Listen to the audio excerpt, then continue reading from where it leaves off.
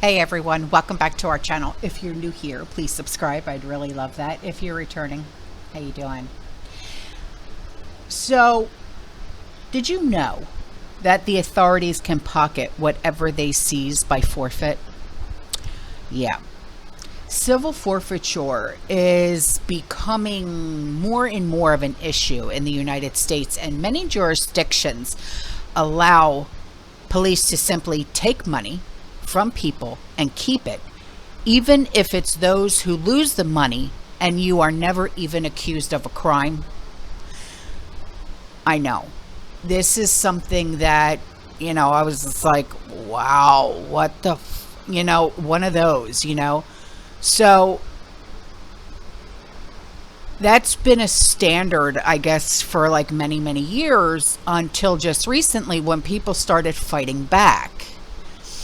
As of late, there have been several decisions that say police departments, which often want to simply keep the money for their own budgets, no longer can grab the cash and spend it. The Institute for Justice is reporting the latest victory in that fight. Now, I am by no means speaking against police or officers or anybody like that. Please remember that I am married to an officer myself, okay? So it was a ruling by the Second U.S. Circuit Court of Appeals, which said a Rochester, New York woman is entitled to make her case in front of a judge nearly 3 years after Rochester police took more than $8,000 from her without charging her with a crime. My spidey senses are tingling right now. I'm like, wait a minute. Say what? So the IG reported that Crystal Starling previously lost $8,000 when representing herself in a civil forfeiture case. She missed one of several deadlines to contest the forfeiture.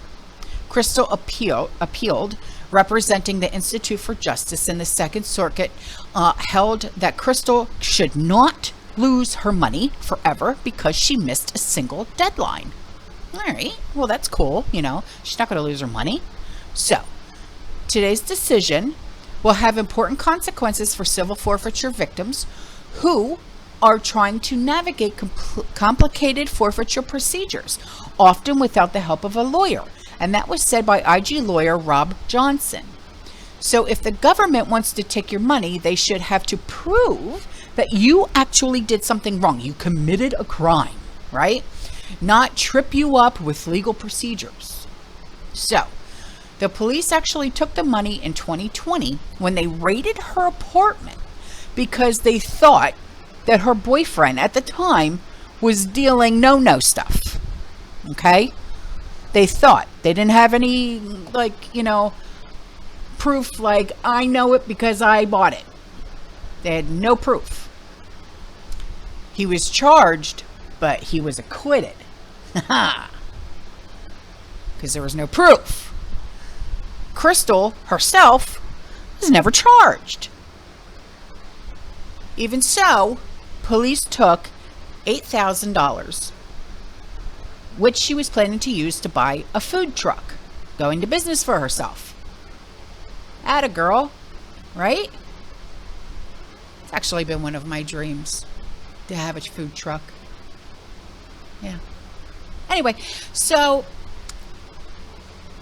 they took it from her through a process called civil forfeiture. They then transferred the money to the federal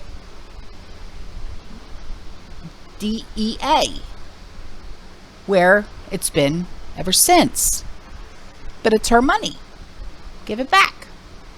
What's wrong with you? So she worked on her own to reclaim her money, but tripped up by missing a single deadline. And a district judge said that cost her money forever. What? No, sir. Give it back. It's hers. She earned it. She worked hard for it. It's not yours to take. Give it back, jerk. Anyway, she then worked with the IG to appeal. The appeals court said, if anything, civil forfeiture procedure magnifies the importance of deciding such cases on the merits rather than by default. Further, it noted that the incentive for police, the authorities can pocket what they seize by forfeit. So, say you're sitting at home and say your neighbors don't like you and they put in a tip to Crime Stoppers because they can't stand you no more. They're jelly of what you got, right? And they say, let's get them out of here. They're renters. They're making our home values go down. That's the ticket. We're going to say that they're, I don't know, committing some kind of crime. So they put in a Crime Stoppers tip. Well, that Crime Stoppers tip can actually light a fire underneath their tuchus.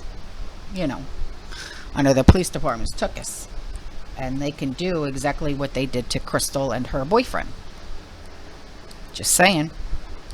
So if you've got any Kizash laying around where they come in and see your preps, ooh, kid.